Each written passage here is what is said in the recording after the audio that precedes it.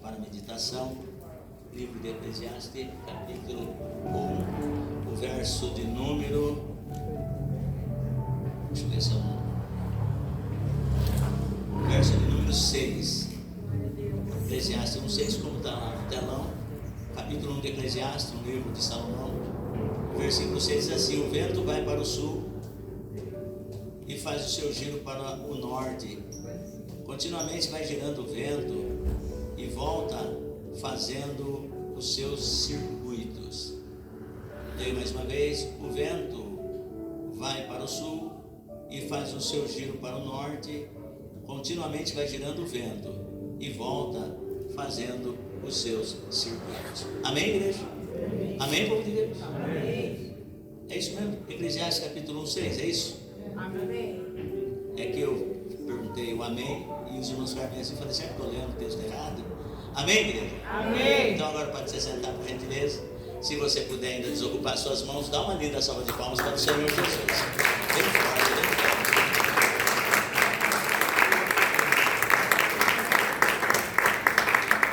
Aleluia. Se nós prestarmos atenção, rapidamente, são 20 horas e 36 minutos. Eu acredito que daqui a pouco você vai para a tua casa abençoado. Mas se nós prestarmos muita atenção na maneira como Deus trabalha em nossas vidas e como o Senhor tem falado aqui, eu estava prestando bastante atenção nos louvores que estavam sendo cantados e me chamou muita atenção. Os irmãos estão me ouvindo bem? Diga amém. Amém. Me chamou muita atenção o louvor que o Ministério do Louvor cantou aqui, Quando o Vento Soprar. E eu peguei aqui, direcionado pelo Espírito de Deus, aquilo que o sábio Salomão, no livro de Eclesiastes, onde ele vê a vida da perspectiva terrena, e ele vê vaidade em todo o segmento da sociedade, até a própria vida em si ele via como vaidade, porque lembrando que ele estava tendo aquela visão na perspectiva terrena, humana.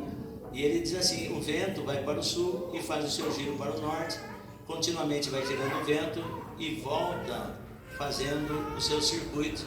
Está falando assim a respeito de quando a gente está às vezes cansado por algumas dificuldades, alguns problemas, nós caímos muitas das vezes na rotina, caímos na monotonia da vida, e nós não podemos jamais deixar que isso ocorra conosco, tanto na nossa vida pessoal, profissional, conjugal e espiritual, muito mais.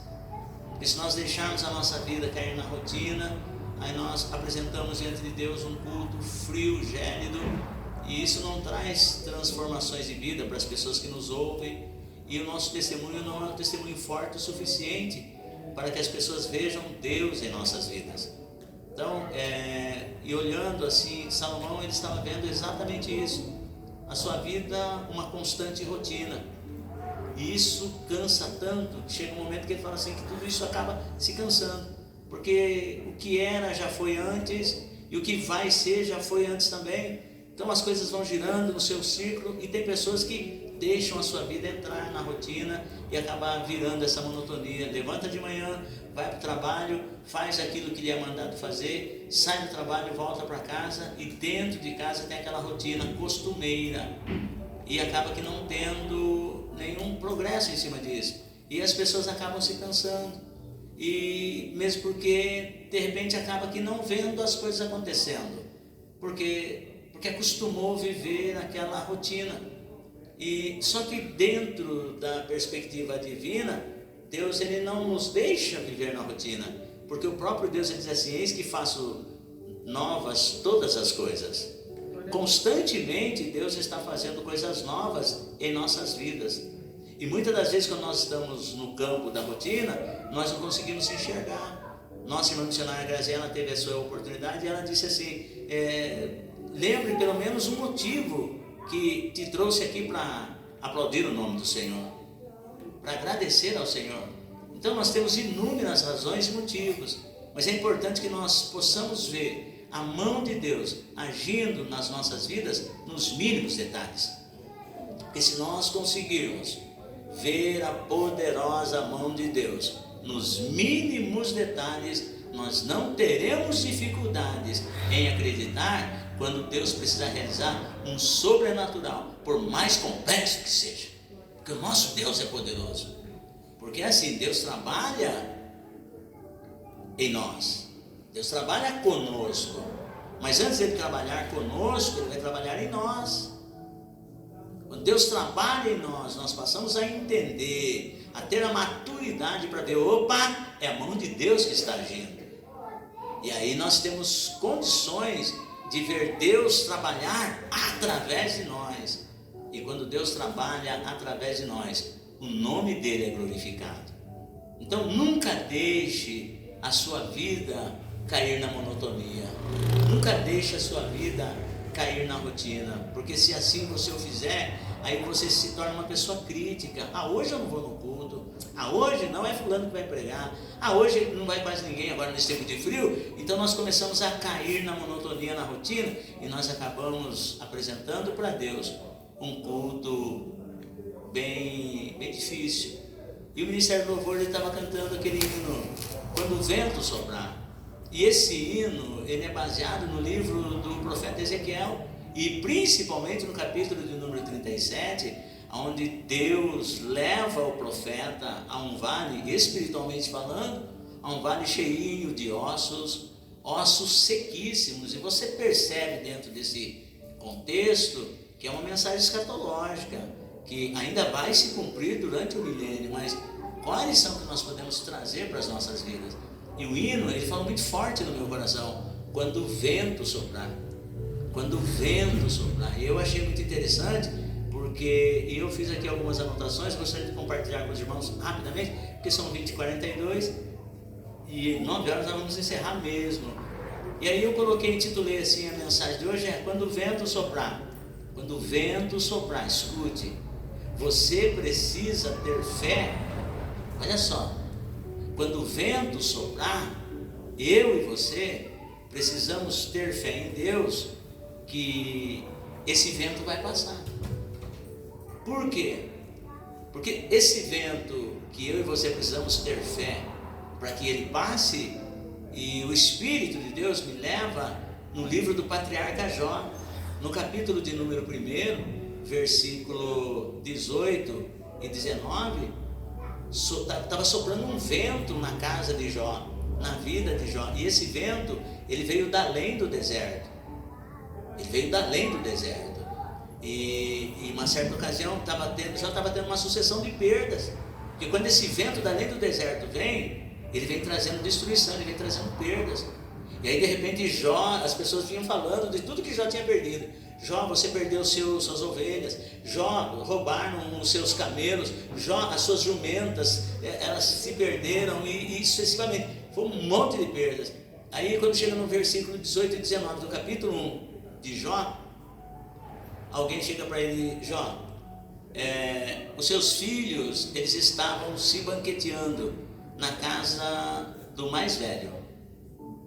Eles estavam lá se banqueteando na casa do mais velho. E de repente veio um vento da além do deserto e deu nos 4 cantos da casa, e a casa caiu sobre os seus 10 filhos. Deles nenhum sobrou, só eu que saí com vida para te trazer essa notícia. Então quando o vento vem da além do deserto, eu e você, talvez esteja soprando esse vento na tua vida, um vento que te trouxe perda, um vento que te trouxe grandes dificuldades, mas assim como o patriarca Jó, eu e você, baseando-se no que o Espírito de Deus está falando nesta noite aqui, quando o vento soprar, esse vento da além do deserto, talvez esteja soprando na sua vida, tenha fé que esse vento vai passar e Deus vai te dar vitória. Esse vento não é para te matar, mas ele vai te dar vitória. Porém, o texto ele continua dizendo que quando o vento soprar, o hino ainda continua dizendo, e fala muito forte no meu coração, que quando o vento soprar no seu barquinho, você tem a autoridade, você precisa ter a autoridade para repreender. O vento da além do deserto, você tem que crer, você tem que confiar que Deus, Ele vai te dar vitória. Quando o vento da além do deserto veio, trazendo todas aquelas dificuldades na vida de Jó, Jó confiou em Deus. A sua mulher disse assim: olha, até quando você vai reter diante de Deus a tua sinceridade? Amaldiçoa o teu Deus e morre. Jó falou assim: como fala uma doida, qualquer doida, assim falas tu. Recebemos os bens de Deus, não haveríamos de receber os males. E o Senhor deu, o Senhor tomou, bendito seja o nome do Senhor. Então, quando você tem fé, quando você acredita, por mais que esse vento esteja soprando da além do deserto, mas Deus vai te dar vitória. E aí, mas tem um momento que o vento ele começa a soprar no nosso barquinho. E o capítulo 4, do versículo 35 ao 41, ele diz assim, que estando os discípulos no barco junto com Jesus, né, que eles iam passar do outro lado, e Jesus deita agora na popa do barco e dorme. Isso no capítulo 4. Prestes eles estavam indo em direção a Gadara, e eles estavam indo, e no meio do mar se levantou um temporal de vento tão forte. E quando o vento sopra no nosso barquinho, eu e você precisamos com certeza entender que nós temos autoridade para repreender esse vento. Porque se você observar aqui, os demônios se levantando ali em alto mar para impedir que Jesus e toda a sua tripulação chegasse a Gadara. Porque quando você vê que Jesus chegou lá em Gadara, tinha um homem possesso por espíritos malignos, e ele estava possuído por uma legião.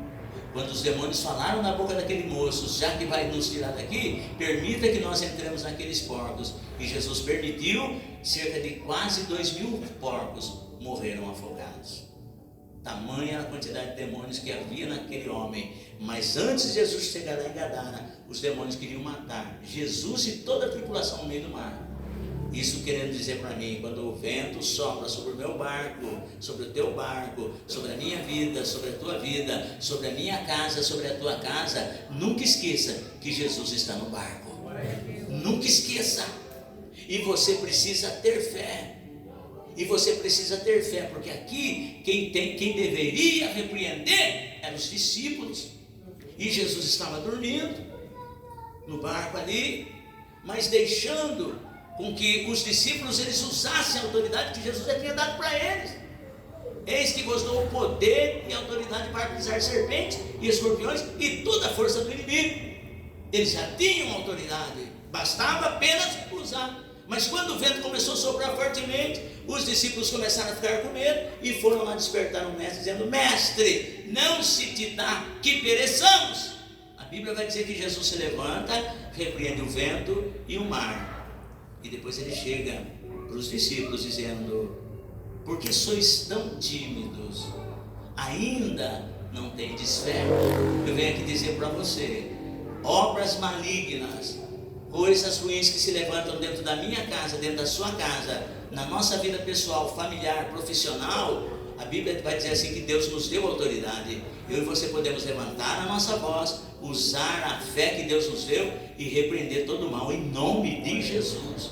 Existem orações que você tem que fazer: Senhor, eu sei que o Senhor é poderoso para fazer, eu sei que o Senhor é poderoso para fazer a obra milagrosa, mas existem as orações de batalha espiritual, que são orações de libertação. Isso você tem que se colocar de pé e repreender o mal em nome de Jesus. E a Bíblia diz que em você há autoridade para repreender todo mal, e o demônio tem que bater em retirada no nome de Jesus. Glória a Deus. Então, quando o vento sopra no seu barquinho, você precisa ter autoridade para repreender.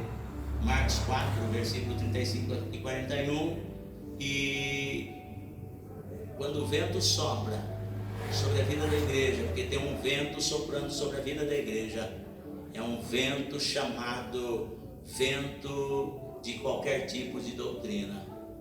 Quando esse vento sopra sobre a vida da igreja, eu e você precisamos ter sabedoria para rejeitar esse vento de doutrina. Mas pastor, como que eu devo usar a minha sabedoria para rejeitar esse vento de doutrina? No livro de Efésios, capítulo 4, versículo, eu achei muito lindo isso aí. esse louvor que o Ministério do Louvor cantou, mas Deus falou de uma maneira tão tremenda ao meu coração. Eu quero que você chegue perto de mim nessa ministração, porque se fosse eu ministrar de mim mesmo, com certeza não seria essa mensagem. Mas escute, quando o vento soprar, você precisa ter discernimento para ver de onde vem esse vento, se é da lei do deserto, se é um vento que está soprando no seu barquinho, se é um vento de doutrina. Presta atenção. Efésios capítulo 4, perceba bem só o que Paulo fala no capítulo 4 da sua epístola, versículo 14. Olha só, capítulo 4, versículo 11, querendo aperfeiçoamento.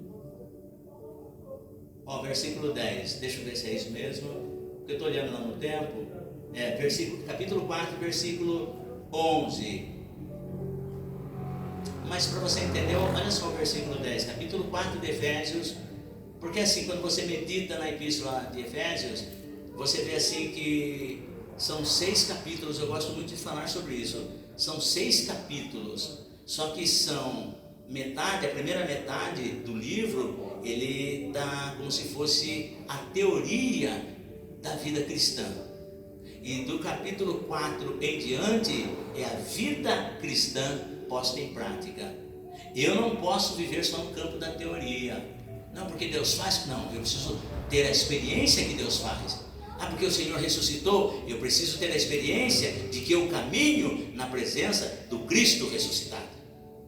E aí, Paulo vai dizer assim no capítulo 4, versículo 10, assim: aquele que desceu, está falando de Jesus Cristo, aquele que desceu, ele desceu em semelhança humana, se fez homem e habitou entre os homens. E ele diz assim: aquele que desceu é também o mesmo que subiu acima de todos os céus. Está falando que Jesus veio, morreu, ressuscitou e subiu aos céus. Olha só, muito forte isso que o apóstolo Paulo está falando. Ele subiu aos céus, acima de todos os céus, para cumprir todas as coisas. Olha só.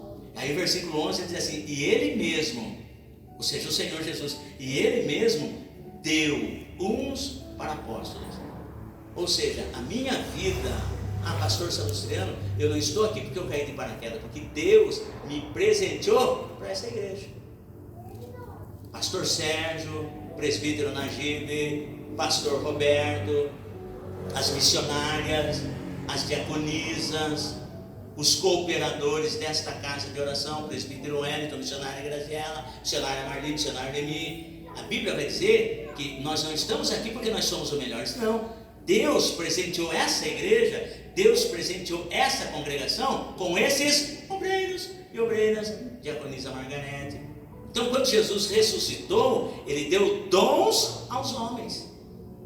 Então, nós estamos aqui, diaconisa Célia, não posso esquecer também, diaconisa Tatiana, missionária Denilze. Então, mas com que propósito nós, obreiros e obreiras, estamos aqui? E aí Paulo vai dizer assim, eu estou dizendo, quando o vento de doutrina sopra, nós, obreiros e obreiras da casa do Senhor, nós temos que nos posicionarmos como soldados, em defesa da sã doutrina, em defesa do verdadeiro evangelho. Paulo vai dizer assim, e ele mesmo deu uns para apóstolos, e outros para profetas, e outros para evangelistas, e outros para pastores e doutores. Com que propósito? Querendo o aperfeiçoamento dos santos para a obra do ministério, para a edificação do corpo de Cristo, até que todos cheguem à unidade da fé e ao conhecimento do Filho de Deus, a varão perfeito. Para que, o versículo 14 aqui, para que não sejamos mais meninos inconstantes, levados em roda por todo vento de doutrina. Então, quando o vento da falsa doutrina sopra, nós, igreja do Senhor Jesus, se posicionem. Pastor Salustiano preza pela sã doutrina, pelo estudo, pelo ensino da palavra de Deus, porque hoje tem muitos falsificadores da palavra, fazendo um movimento Você quer ver essa casa cheia? Se você começar a pregar aí chave de carro, se você começar a trazer outras coisas que não condiz com a palavra de Deus. Mas nós ainda ficamos com a pregação da sã doutrina, da verdadeira palavra de Deus. Como? Conheça a vida dos seus pastores, dos seus obreiros. Esteja conosco nos cultos, frequente as nossas reuniões, e nós não pregamos outra coisa se não for a palavra de Deus. Então, quando o vento da falsa doutrina ou qualquer vento de doutrina soprar, fala: não, na minha igreja nós pregamos a palavra de Deus. Pastor Salustiano com a equipe de obreiros lá, nós pregamos a palavra de Deus, nós ouvimos a palavra de Deus, nós somos instruídos na palavra de Deus. É desse jeito. Então, aí o versículo 14 diz assim: até que todos cheguemos à unidade da fé e ao conhecimento do Filho de Deus, varão perfeito, a medida da estatura completa de Cristo, para que não sejamos mais meninos inconstantes, levados em roda por todo o vento de doutrina, pelo engano dos homens que com astúcia enganam fraudulosamente. Porque todos nós, no início da nossa conversão, nós éramos assim. Tem um irmão que profetiza, não é assim, presbítero, não é assim, pastor Roberto? Tem uma pessoa lá que profetiza lá, né? Corria lá, para que não sejamos mais. Eu vou lá porque a irmã profetiza, vou lá porque o irmão profetiza. Naquele tempo, hoje não, hoje é celular, né? Naquele tempo era a câmera Kodak. Nossa, eu vou lá porque o irmão revela mais do que a Kodak. E as pessoas iam. Eu ia, mas eu era menino. A Bíblia vai dizer assim: quando nós éramos meninos, nós agíamos como menino, fazíamos as coisas de meninos. Não que não haja o dom de revelação, existe o dom de revelação, mas existem muitas pessoas trazendo mais adivinhação do que a revelação.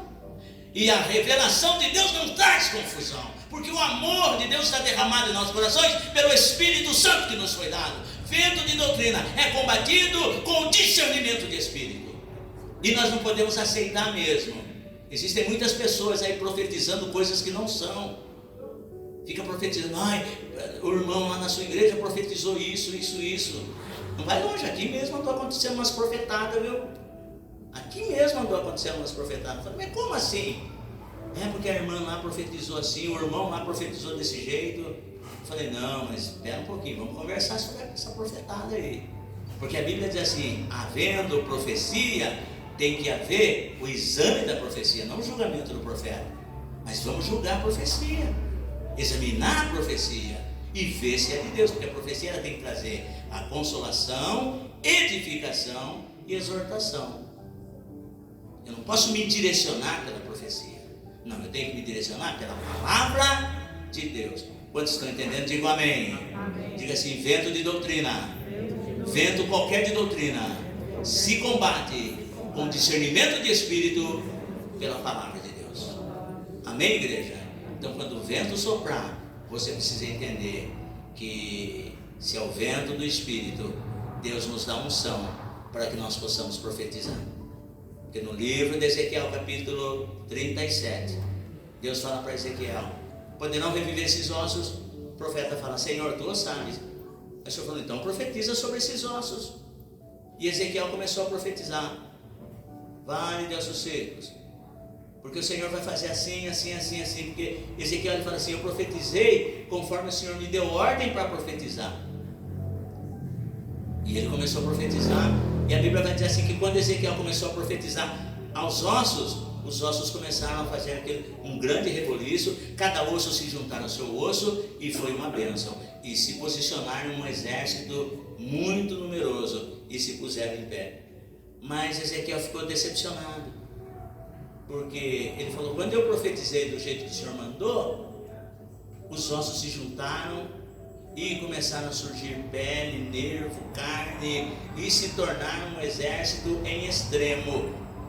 Na mesma hora que Ezequiel ficou feliz, ficou contente, porque o negócio funcionou, mas aí ele olha e fala assim: mas não havia neles o Espírito. E aí sabe quando eu creio que eu estou pregando para pessoas assim, que tem buscado a presença de Deus, tem visto Deus agir em áreas da sua vida, mas quando você olha numa determinada direção, você fala, mas aqui eu não consigo ser abençoado, aqui as coisas não estão acontecendo. E aí Ezequiel foi falar com Deus, falou, Senhor, eu profetizei conforme o Senhor mandou, mas olha, eu ouvi o reboliço, eu vi os ossos se juntando, eu vi nervos, eu vi carne, eu vi pele, eu vi tendões, eu vi tudo isso, Senhor. Mas, Senhor, eu não estou vendo o Espírito. Será que eu estou fazendo alguma coisa errada? Aí o Senhor falou para Ezequiel, mas você já profetizou ao Espírito? Ele falou, ainda não, Senhor. Então, talvez você tenha feito de tudo, só não tenha profetizado. Talvez você tenha esbravejado, talvez você tenha orado, talvez você tenha lido a Bíblia e só não tenha entendido. O pior que tem é a sua situação, e lá é o seu vale, o seu casamento, a sua vida financeira, a sua saúde. Você já tem gastado tudo com os melhores médicos, você já tem procurado a melhor terapia, mas se só o Senhor pergunta para você, você já profetizou nesse vale? Senhor, eu ainda não. Aí quando Ezequiel estava decepcionado, porque ele não via as coisas na sua plenitude, e aí o Senhor falou, então Ezequiel, se você quer ver o meu poder, comece agora a profetizar nesse vale. E olha, irmãos, quando a gente chega no vale, você sai de um culto como esse, e você volta para sua casa, o vale parece que ele se torna pior do que antes. A situação é muito complexa, a situação é muito caótica. E aí Ezequiel fala assim, mas eu profetizei como ele me mandou. Não se preocupe, só faça o que Deus manda. O resultado, quem vai dar é ele. Porque quando Ezequiel começou a profetizar, ó, vento, vem dos 4 cantos e sopra sobre esses mortos para que eles vivam. E o Espírito começou a soprar e vidas começaram a surgir do meio do vale. E Deus está dizendo para você, você ainda só não profetizou. Você falou para A, você falou para B, você fez isso, você fez aquilo. E o Senhor manda assim, se a partir de hoje comece a profetizar, e você vai ver vida naquele lugar. Porque Deus não é homem para que minta, e nem filho do homem para que se arrependa. Você crê, diga amém. Você crê, diga graças a Deus. Diz assim, não importa quando o vento soprar, mas o que Deus manda eu vou fazer. Porque eu creio que Deus tem milagre na minha vida. Amém, igreja? E as palmas bem fortes e alegres para o Senhor Jesus. Bem forte.